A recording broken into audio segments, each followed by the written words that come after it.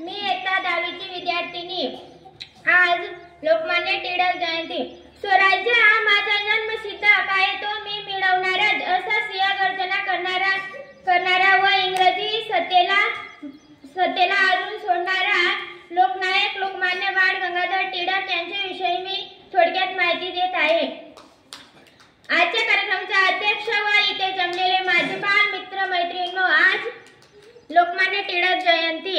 लोकमान्य टिळकांचे पूर्ण नाव केशव गंगाधर टिळक होते। त्यांचा जन्म 23 जुलै 1856 रोजी रत्नागिरी जिल्ह्यात चिखली या गावी झाला। त्यांच्या आईचे नाव पार्वतीबाई व पत्नीचे नाव सत्यभामा होते। आपल्या देशातून ब्रिटिशांना हकलून लावण्यासाठी त्यांनी क्रांतिकारी मार्गाचा अवलंब केला। त्यांनी लोकांचे जागृत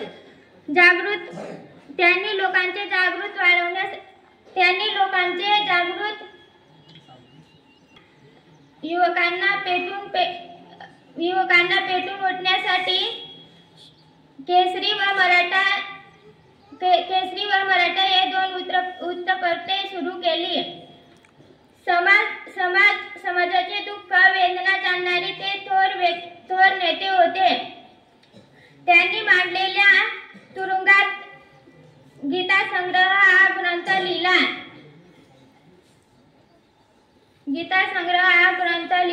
त्यांनी पुण्यात सुरू केली। अशा या थोर नेत्याचे माझे कोटी कोटी प्रणाम। धन्यवाद।